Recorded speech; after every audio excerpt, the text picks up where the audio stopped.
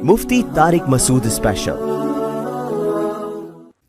अच्छा भाई मुफ्ती साहब, लोग आपके बारे में तबसरे करते हैं कि आपको दीन के मिटने का गम नहीं है, आप हर वक्त बयानात में हंसी मजाक करते रहते हैं। दीन के मिटने का गम का क्या मैं दुखड़ा लोगों के सामने बैठ के रोऊं? अगर मिटने का गम ना होता तो हम ये बयान करते बैठ के। बाकी ये कि हर आदमी का अपना मिजाज होता है एक। अगर मैं रोने धोने की बातें गम लेके बैठ जाऊं तो दीन इससे ज़िंदा नहीं होगा। इस बात का ख़तरा है कि और ही मिटना ना शुरू हो जाए। मैं स्वीडन में था ना, तो वहाँ एक ख़ातून आई, उनके हस्बैंड भी, वो इतने मुतासिर थे, वो दोनों मियाँ बीवी इतने ज़्यादा वो जज्बाती हो रहे थे ना मुलाकात करके। उन्होंने कहा कि हमारी बच्ची थी बिल्कुल लिबरल हो गई थी, इल्हाद, और ये बयान भी वो सुनेंगे, बिल्कुल इल्हाद की तरफ जा रही थी वो। समझा समझा के हम थक गए ना उस माहौल में। ये एक केस नहीं है, बहुत से लोगों के ऐसे केस हैं। तो उन्होंने जब बयानात सुनना शुरू किए तो आहिस्ता आहिस्ता क्या हुआ कि तो क्योंकि सुनते ही नहीं थे, किसी को सुन ही रहे थे। तो हर आदमी का अल्लाह ने वो इतने यानी शुक्रिया, ऐसा लग रहा था उन बेचारों से अदा हो नहीं रहा कि कैसे हम शुक्रिया अदा करें। तो अगर मैं नोट्स तैयार करना शुरू या रिकॉर्ड रखना शुरू कर दूं ना, कितने नौजवानों ने तौबा की है, कितनों की जिंदगियां बदल गई, कितनों को इस्लाम की तौफीक मिली, कितने गैर मुस्लिम भी मुसलमान हुए हैं बयानात सुन के। मैं रिकॉर्ड रखना शुरू कर दूं तो बहुत मोटा रजिस्टर तैयार हो सकता है, लेकिन मैं ये रिकॉर्ड रखता नहीं हूं कि अगर अल्लाह के यहाँ कबूल है तो बगैर रिकॉर्ड के भी कबूल है, कबूल नहीं है तो रिकॉर्ड रख के करना क्या है। हमारे हजरत रिकॉर्ड रखा करते थे। जो लोग भी हमारे हजरत के बयान सुन के तौबा करते उनका रिकॉर्ड रखते मोटिवेशन के लिए, लेकिन मैं नहीं रखता रिकॉर्ड। तो ऐसा नहीं है कि फ़ायदा नहीं है, अल्हम्दुलिल्लाह बहुत। बाकी ये कि मैं हंसी मजाक तो भाई जो अपना इंसान मिजाज चेंज नहीं कर सकता। मैंने कभी बयान में किसी की नकल मारने की कोशिश नहीं की, वो ऐसा करता है तो मैं भी ऐसा करूं। हमारा अपना स्टाइल है, उसका अपना स्टाइल है। और दूसरे उलमा भी काम कर रहे हैं अल्हम्दुलिल्लाह, वो ज़्यादा अच्छा काम कर रहे हैं, हम उन जैसा काम कर नहीं रहे हैं, कर नहीं सकते ना कर रहे हैं, तो वो ज़्यादा अच्छा कर रहे हैं। तो ज़्यादातर लोगों को तो उन्हीं से फ़ायदा हो रहा है। अभी मैं हज़रत फ़िरोज़ मेमन साहब के पास गया मुलाकात के लिए, बड़े बुज़ुर्ग हैं माशाल्लाह। मैं तो लोगों को उनसे बैत का भी मशवरा देता हूँ कि बड़े बड़े बदमाशों को उन्होंने सीधा किया है। उनके बयानात में इतना मजाक नहीं होता, वो रुलाते भी हैं, मिजाह भी करते हैं, लेकिन रुलाते ज़्यादा हैं। और मेरे जो पुराने बयानात मिलेंगे ना आपको 2000 से पहले के, उनमें रोना ज़्यादा था। फिर जब से मेरी शादियाँ हुई हैं ना, तो जितना रोना, आप समझे कि शादी के बाद मैं बहुत खुश हो गया। हुआ ये कि शादी के बाद जो मैं रोना शुरू हुआ ना, यानी अल्लाह माफ़ फरमाए, तो मैंने कहा यहाँ भी रोऊंगा घर में भी रोऊंगा, तो फिर ये अजीब सी बात हो जाएगी ना, दोनों जगह नहीं रो सकता आदमी। और मुझे फिर शादीशुदा लोगों के गमों का अंदाज़ा भी हुआ। मैंने कहा यार बयानात में ना रुलाओ नहीं, क्योंकि पहले ही घर में रो रहे हैं ये लोग। घर में औरतें भी रो रही हैं, मर्द भी रो रहे हैं, सारे रो रहे हैं, तो मस्जिद में भी रुलाओगे तो ये तो नस्ल भाग जाएगी। लेकिन ये सब चीज़ें तो ऐसी ही बातें, असल है मिजाज। हमारा मिजाज जो लोग जानते हैं वो नॉर्मल भी ऐसे ही है जैसे यहाँ है, ठीक है ना। हमारी जो मदरसे में उस्ताद हैं, उनके जो हमारी दोस्ती हैं, या अपने हमारे दोस्तों से पूछ लो, जैसे हम उधर हैं मिंबर पे भी हम वैसे ही। मुझसे आर्टिफिशियल तौर पर ये संजीदगी होती नहीं है कि मैं तमीज़ से ना एकदम मैं आऊँ कि एक बात कान खोल के याद रखो मुझसे तो ये होता नहीं है। एक बात क्यों भाई, जितनी बातें कर रहा हूँ सारी कान खोल के सुन। फलाने में फरमाया, फिर यूँ फरमाया, तो यूँ फरमाया। तो अभी मैं कुछ सुनाऊंगा तो फिर लोग उनकी तरफ चले जाएंगे ना, वो फिर गलत हो जाएगा। वरना बड़ा ज़बरदस्त एक चीज़ सुनाने वाला था। दूसरी बात ये कि हमारे हजरत फरमाया करते थे, एक शेर पढ़ा करते थे, दिन गुजारे साज में, रातें गुजारी सोज में, उम्र भर हम दिल में बुलबुल, शब में परवाना रहे। मैं नहीं कह रहा कि मैं ऐसा हूँ, लेकिन अल्लाह वाले ऐसे होते हैं कि लोगों के सामने खुश मिजाज, तन्हाई में अल्लाह के सामने रोने वाले।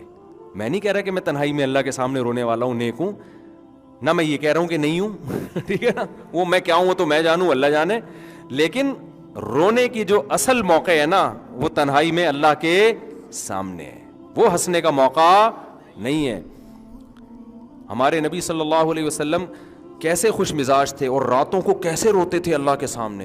अम्मी आयशा फरमाती हैं हांडी के उबलने की आवाज़ आती थी, लेकिन दिन में कैसे खुश मिजाज। हजरत अबू हुरैरा रज़ी अल्लाह अन्हु फरमाते हैं मैं नबी से जब भी मिला हूँ, हमेशा आपने मुझे जब भी देखा है, कभी ऐसा नहीं हुआ कि मुझे देख के मुस्कुराए ना हो आप। अब अगर कोई मजहबी स्कॉलर ऐसा बन जाए ना यूं करके یوں وہ بغیر داڑھی والا آ رہا ہے یہ جہنم میں جائے گا, وہ سود خور آ رہا ہے لعنتی آ رہا ہے, وہ بغیر دوپٹے کے لیڈیز آ رہی ہے بغیرت.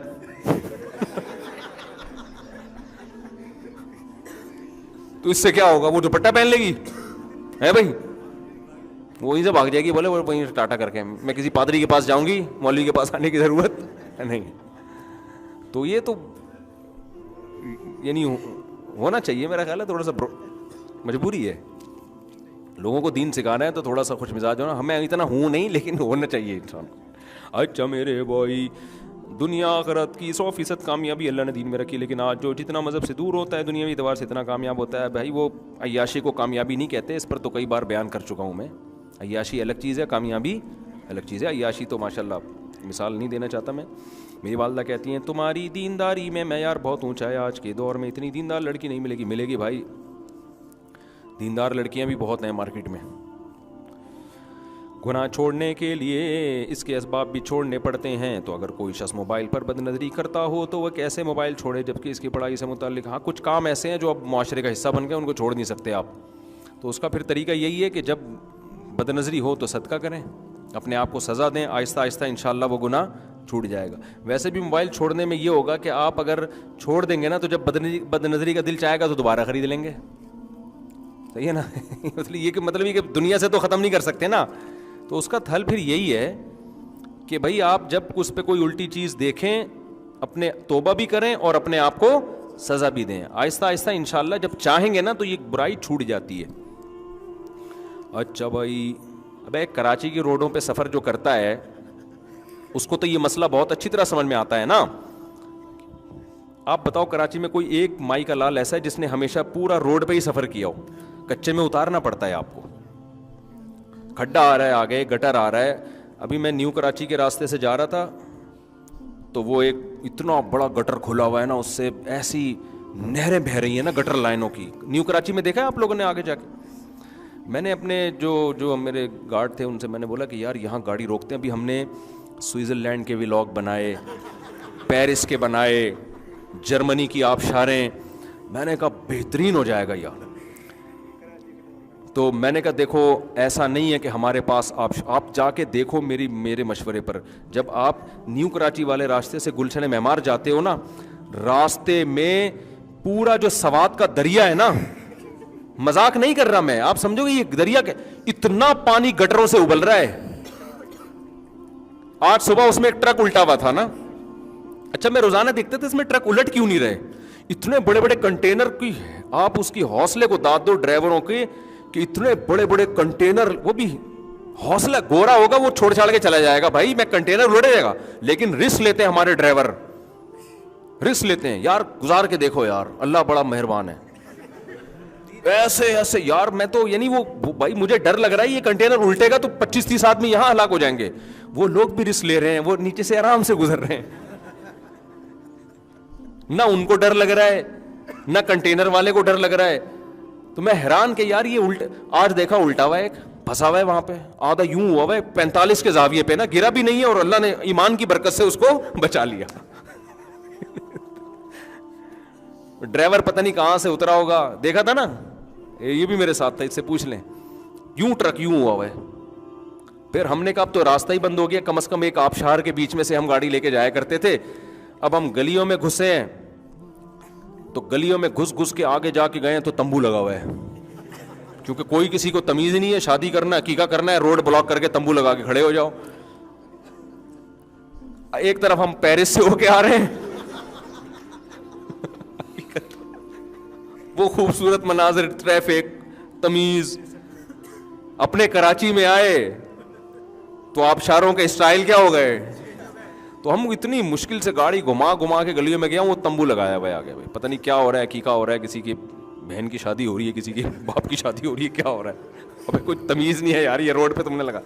پھر وہاں سے نکلے, پھر گھما کے اتنی مصیبت سے یوں کر کے کلاس میں 15 یا 20 منٹ میرا خیال ہے لیٹ پہنچاؤں گا.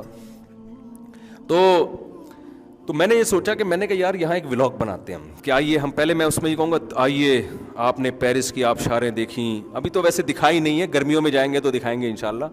اور سوئٹزرلینڈ میں, اور آئیے ہم آپ کو کراچی خوبصورت آبشار, اور پھر یوں یوں کر دو آپ گٹر کے نا ابل کے اتنے ابل رہے ہیں نا لائن سے. اور یہ جو ہمارا شاگرد ہے نا, یہ جو گارڈ ہے, یہ اس کا گھر ہے اس طرف. جب ابھی بارشیں نہیں ہو رہی تھی تو اس نے کیا کیا ہے بیچارہ, اگلے دن میرے پاس آیا, کہہ رہا ہے میں بائک لے کے جا رہا ہوں, میں یہاں تک پانی میرے, اور 3 بوڑھے, ایک بیچاری بوڑھی عورت اور 2 بوڑھے آدمی پانی میں بہہ رہے ہیں. خیر بچا لیا ان کو زندہ. تو یہ حالات ہیں یار, آپ خود اندازہ لگاؤ. اللہ آپ شارے ہیں. تو شکر ہے خوشی اس پہ ہوئی کہ وہ مجھے اس پہ نہیں ہوئی تھی کہ گر گئے ہیں, غم اس خوشی بچنے کی ہوئی جب انہوں نے بتایا نا ان بوڑھوں کو ہم نے نکال لیا. تو یہ حالات ہیں. یہ بارش کے بغیر یہ آپ شارے ہیں. بارش ہو تو حسن کے مناظر, وہ تو ایسا مزہ ہوتا ہے کہ بھائی وہ تو سوئٹزرلینڈ تو کچھ بھی نہیں اس کے مقابلے میں. یہ حسن ہے ہمارے کراچی کا الحمدللہ. تو خیر کہاں سے کہاں بات چلی گئی یار, یہ کیا چل رہا تھا. بس بات کو ختم کرتا ہوں میں, بہت ہو گیا. ہاں تو میرے بھائی میں یہ بات کر رہا تھا کہ مذہب پہ چلو گے نا تو آپ کی کنفیوژن دور ہو جائے گی. آپ کو ایک ٹریک نظر آئے گا, یہ سیدھا راستہ ہے. تو اس میں اگر جیسے کراچی کی یہاں مثال آئی تھی کہ بھائی تھوڑا سا آگے گٹر مٹر آ بھی گیا تو اٹھا کے پھر بھی روڈ پہ ہی آنا ہے نا, یہ تھوڑی کہ اسی میں نہر میں ہی بہ جائے گا جا کے وہ. تو اگر تھوڑا بہت انسان سے غلطی ہو جائے, آڑا ترشا ہو جائے, ابا کے سامنے کبھی اونچی آواز سے بات ہو گئی, کبھی بدتمیزی ہو گئی, تو بھائی توبہ کا دروازہ کھلا ہوا. اچھا آخری بات, ابا سے بھی معافی مانگنی چاہیے کہ نہیں مانگنی چاہیے؟ تو اگر کبھی کبھار ہو جائے تو ابا سے بھی مانگیں. اگر آپ کی عادت ہی ہو گئی ہے تو صرف اللہ سے ہی مانگ لیں. کیونکہ بار بار معافی مانگتے ہوئے بھی وہ شرم کی بات نہیں ہے. اچھا یہ وہ ابا بھی اس سے پریشان ہو جائے گا کہ بس کر یار کوئی اور کام کر دو. تو پھر اللہ سے مانگو اور اپنے اوپر کوئی جرمانہ رکھ لو. تو یہ ایک اصول اور ضابطہ شریعت نے, اور بہت سارے اس میں احکام ہیں, لیکن کنفیوژن نہیں ہے. سمجھتے ہو, کسی اسلام کو چھوڑو گے کنفیوژن ہی, ساری زندگی ٹھوکریں ہی کھاتے رہو گے, اسی میں مر جاؤ گے. تو یہ ہے حساب کتاب. تو اللہ تعالیٰ ہمیں سیدھے راستے پہ چلنے کی توفیق عطا فرمائے, اور موٹیویشن ہمیں اسلام سے لینے کی توفیق عطا فرمائے, جو میں نے اصل بیان شروع کیا تھا. اور وہ جو پھر ایک دم آتا نا, یہ ایک دم کر کے یوں ایک بات ہمیشہ یاد رکھنا, بولا بھائی تو اگر شریعت کے مطابق کر کچھ اور کام کر لے, تو جا کے اسلام کے مطابق بات کر رہا ہے تو ایک نہیں تیری 6 باتیں یاد رکھیں گے ہم, ٹھیک ہے نا. اسلام کے مطابق نہیں کر رہا تو پھینکنے پر گورنمنٹ کی طرف سے کوئی پابندی نہیں ہے, پھینکتے رہو بیٹھ کے.